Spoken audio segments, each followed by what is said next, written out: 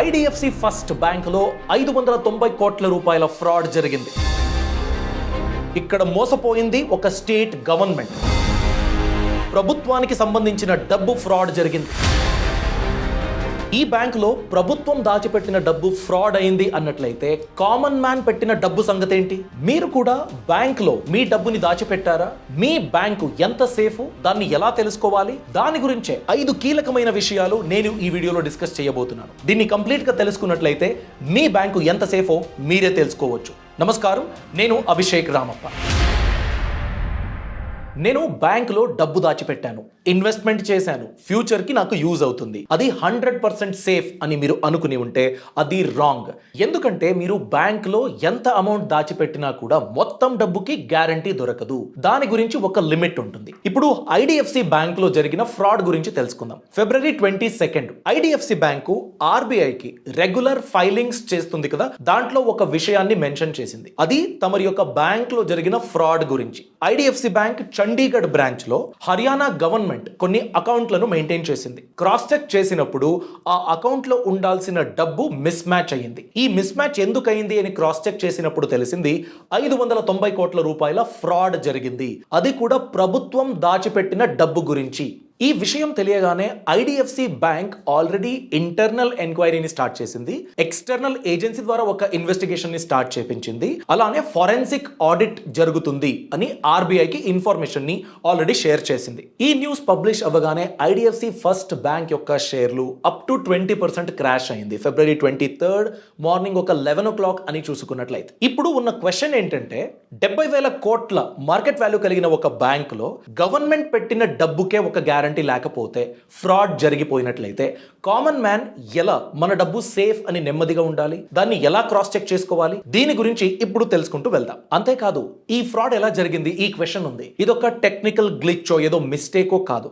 4 top banking officials దీనిలో involve అయ్యారు. Already వాళ్ళని సస్పెండ్ చేయడం జరిగింది. ఇనీషియల్ గా ఇన్వెస్టిగేషన్ తర్వాత ఇంకా యాక్షన్లు తీసుకునే అవకాశం అయితే ఖచ్చితంగా ఉంది. సో ఇది ఒక సిస్టమ్ ఫాల్ట్. 2020లో ఎస్ బ్యాంక్ ఫ్రాడ్ జరిగింది కదా, అంటే బ్యాంకింగ్ సిస్టమ్ ని నమ్ముకుని మనం కష్టపడి సంపాదించిన డబ్బుని అక్కడ ఇన్వెస్ట్మెంట్ పెడతాం, అక్కడ సేఫ్ గా ఉంటుంది అని భావిస్తాం. ఇలాంటి ప్రాబ్లం అయినప్పుడు బ్యాంకింగ్ సిస్టమ్ పైన క్వశ్చన్లు ఉంటాయి. ఇలా అయితే ఎలా మనం నమ్మేది అని. సో దాని గురించే ఇప్పుడు 5 సూత్రాలు ఉన్నాయి. ఈ 5 సూత్రాలను మీరు పాటించినట్లయితే, క్రాస్ చెక్ చేసుకున్నట్లయితే, మీరు కూడా ఇప్పుడుండే బ్యాంకులో ఏ బ్యాంక్ ఎక్కువ సేఫ్, ఏ బ్యాంకు ఎలాంటి ప్రాబ్లం అయినా కూడా దాన్ని ఫేస్ చేయడానికి రెడీగా ఉంటుంది, వీటన్నిటి గురించి మీరు తెలుసుకుని బెటర్ బ్యాంక్ ని ఎంచుకోవడానికి మీకు హెల్ప్ అవుతుంది. ఈ 5 పంచ సూత్రాలు తెలుసుకునే ముందు డిఐసిజిసి లిమిట్ గురించి క్విక్ గా చెప్పేస్తాను. మీరు బ్యాంక్ లో డబ్బు పెడితే 100% నేను ఎంత డబ్బు పెట్టినా సేఫ్ అని అనుకోకండి.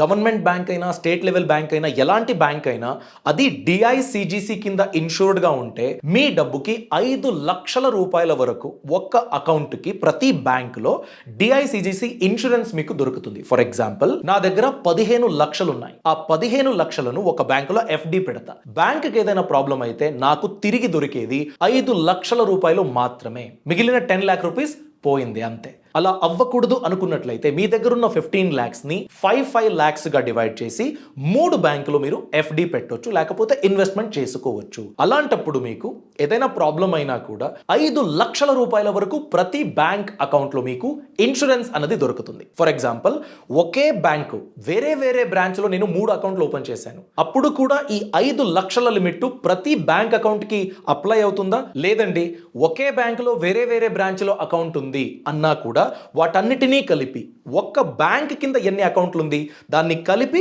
5 lakh అని ఇస్తారు. అదే వేరే వేరే బ్యాంక్ లో మీ అకౌంట్ ఉంటే ప్రతి బ్యాంక్ కి మీకు 5 లక్షల రూపాయల వరకు కవరేజ్ దొరుకుతుంది. ఇప్పుడు మీ బ్యాంక్ ఎంత సేఫ్, దాని గురించి క్రాస్ చెక్ చేసుకోవడానికి 5 సేఫ్టీ పాయింట్స్ ఉంటాయి. దాన్ని పంచసూత్రాలు అని నేను చెప్తున్నది. Number 1, net NPA. ఎన్పిఏ అంటే నాన్ పర్ఫార్మింగ్ అసెట్ అండి. ఇదేంటి? బ్యాంకులు లోన్లు ఇస్తాయి, ఆ లోన్ పైన మనం ఇంట్రెస్ట్ పే చేస్తాము. ఒకవేళ ఇంట్రెస్ట్ మరియు అసలు ఏది కూడా పే పే చేయకపోతే దాన్ని నాన్ పర్ఫార్మింగ్ అసెట్ లేకపోతే బ్యాడ్ లోన్ అని బ్యాంకులు పరిగణిస్తాయి. ఆ డబ్బు వెనకొచ్చే అవకాశం అయితే లేదు. సో బ్యాంకు ఎలా ప్రాఫిట్ ని సంపాదిస్తుంది? ఎన్పిఏ అన్నది ఎంత తక్కువ ఉంటే బ్యాంక్ కి అంత మంచిది. సో మీరు బ్యాంక్ ని ఎంచుకునేటప్పుడు ఒక పెద్ద అమౌంట్ ని ఫిక్స్డ్ డిపాజిట్ పెట్టాలి అని ప్లాన్ చేస్తూ ఉన్నారు. అలాంటప్పుడు ఆ బ్యాంక్ యొక్క net NPA non performing asset 3% కన్నా తక్కువ ఉండాలి. 3% కన్నా ఎక్కువ ఉందనుకోండి, అలాంటప్పుడు ఆ బ్యాంక్ యొక్క బ్యాడ్ లోన్స్ ఫ్యూచర్ లో బ్యాంక్ ని ప్రాబ్లంలో ఇరుక్కునేటట్టు చేస్తుంది. కస్టమర్లకు ప్రాబ్లం అవ్వచ్చు.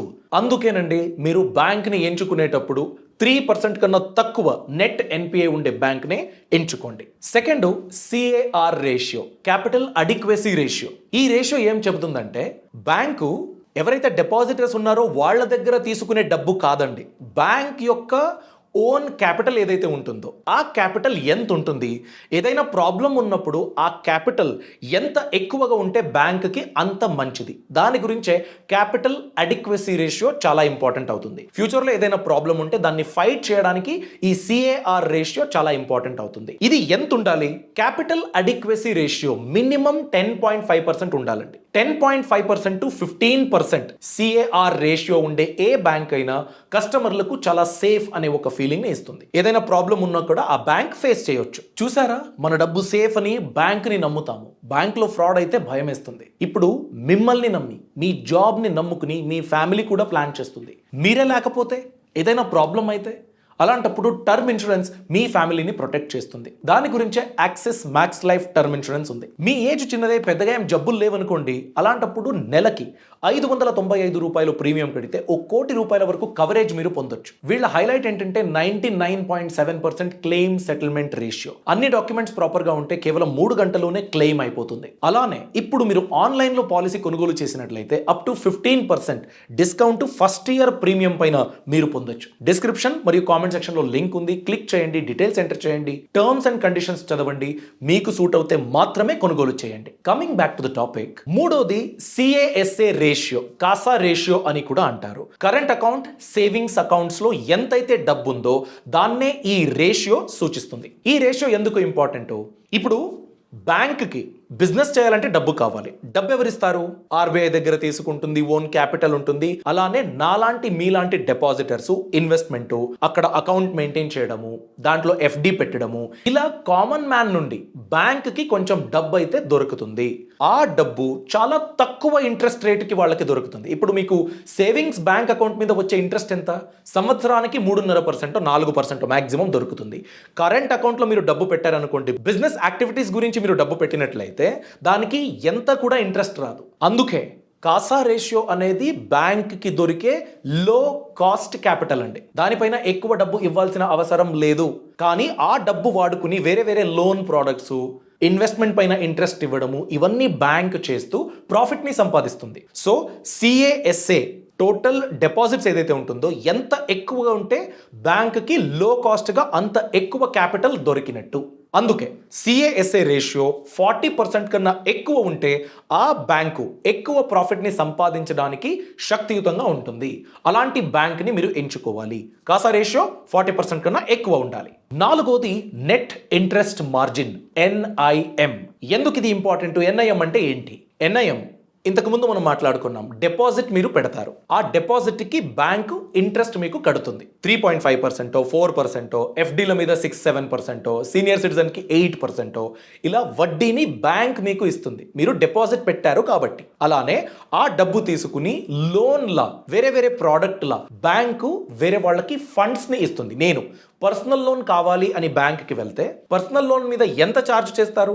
10%, 12%, 14%, 16% వరకు ఉంటుంది. కస్టమర్ డిపాజిట్ చేసినందుకు బ్యాంక్ ఇచ్చేది 4%, పర్సనల్ లోన్ ఇచ్చినందుకు బ్యాంక్ కలెక్ట్ చేసుకునేది 12% అనుకోండి ఫర్ ఎగ్జాంపుల్. డిఫరెన్స్ 8% ఉంది. ఈ ఎగ్జాంపుల్లో 8% బ్యాంక్ కి వచ్చిన ఎర్నింగ్స్ దాంట్లో స్టాఫ్, బిల్డింగ్ ఎక్స్పెన్సెస్, వేరే వేరే అడ్మినిస్ట్రేషన్ ఎక్స్పెన్సెస్ ఇవన్నీ పక్కన పెడితే ఇంత అని పర్సెంటేజ్ బ్యాంక్కి ప్రాఫిట్ లా మిగులుతుంది.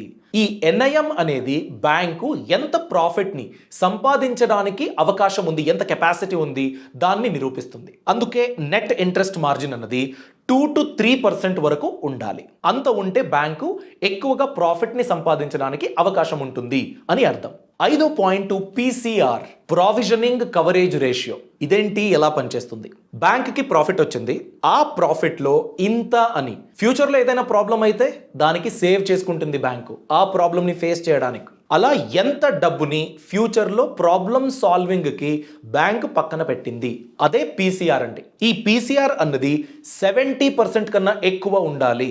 ప్రావిజనల్ కవరేజ్ రేషియో అది ఎక్కువగా ఉంటే బ్యాంక్కి ఎలాంటి ప్రాబ్లం వచ్చినా కూడా ఆ ప్రాబ్లమ్ని ఫేస్ చేయడానికి వాళ్ళు ఆల్రెడీ డబ్బుని పక్కన పెట్టేశారు. మనం కూడా ఎమర్జెన్సీ ఫండ్ అని పెడతాం కదా, అలానే బ్యాంక్ కూడా పీసీఆర్ మెయింటైన్ చేస్తుంది, ప్రావిజనింగ్ కవరేజ్ రేషియో. ఇది 70% కన్నా ఎక్కువగా ఉంటే బ్యాంకు ప్రాబ్లమ్ని ఫేస్ చేయొచ్చు, కస్టమర్లకు ప్రాబ్లం అవ్వకుండా. అందుకే ఈ 5 అంశాలను మీరు ఖచ్చితంగా అబ్జర్వ్ చేయాలి. నా డబ్బుని బ్యాంకులో పెడుతున్నాను, ఆ బ్యాంకు ఎంతవరకు కెపాసిటీ ఉంది, ఎంతవరకు నాకు ప్రాబ్లం అవ్వకుండా నన్ను ప్రొటెక్ట్ చేస్తుంది, నాలాంటి ఎన్నో మంది కస్టమర్లను ప్రొటెక్ట్ చేస్తుంది, దీని గురించి ఒక ఫేర్ ఐడియా దొరుకుతుంది. సరేనండి, ఈ ఇన్ఫర్మేషన్ ని మనం ఎక్కడ యాక్సెస్ చేయొచ్చు? బ్యాంక్ వెబ్సైట్ లో మీకు దొరుకుతుంది. అలానే బ్యాంకులు ఆర్బీఐకి రెగ్యులర్ ఫైలింగ్స్ ని చేస్తూ ఉంటుంది. క్వార్టర్లీ ఫైలింగ్స్ ఉంటుంది, యాన్యువల్ ఫైలింగ్స్ ఉంటుంది.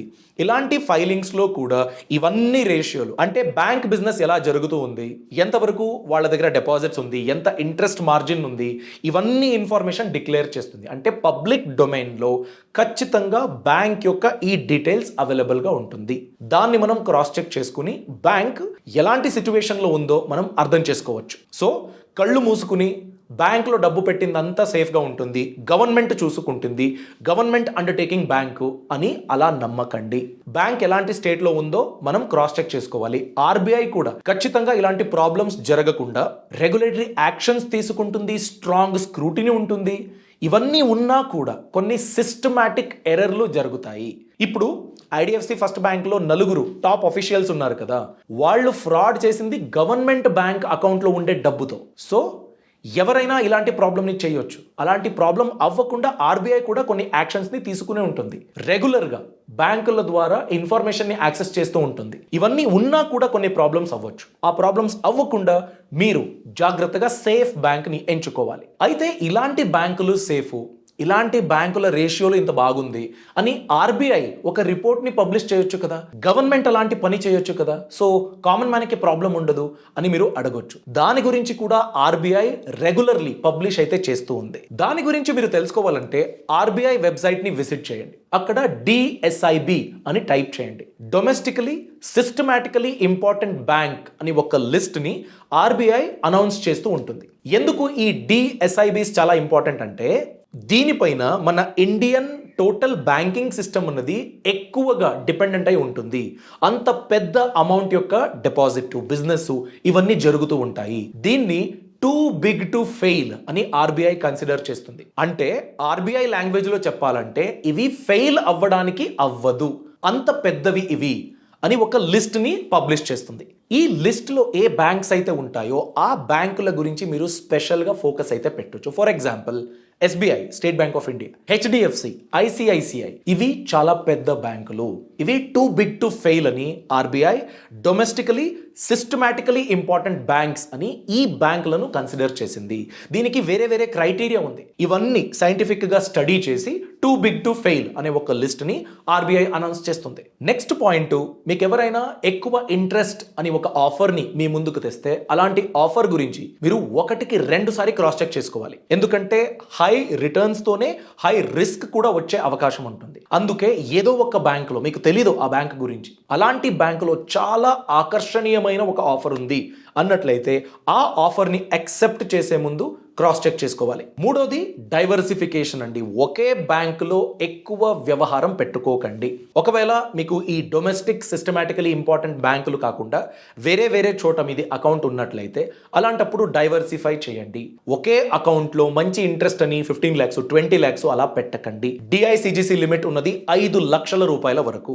సో మీకు అలాంటి డౌట్ ఉంటే, ఎందుకు రిస్క్ అనిపించినట్లయితే 5 లక్షల రూపాయల ఇన్వెస్ట్మెంట్, ఎఫ్డి ఇలాంటివి వేరే వేరే బ్యాంకులో మీరు ప్లాన్ చేసుకోండి. అందుకేనండి అడ్వర్టైజ్మెంట్ చూసుకుని హై ఇంట్రెస్ట్ అని చూసుకుని బ్లైండ్గా మీరు ఇన్వెస్ట్మెంట్ పెట్టకండి. క్రాస్ చెక్ చేసుకోండి.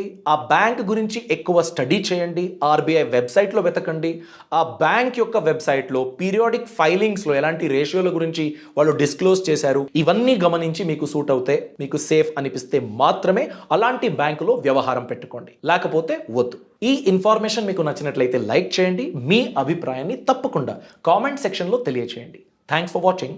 All the best. Boss Wala. Be the boss.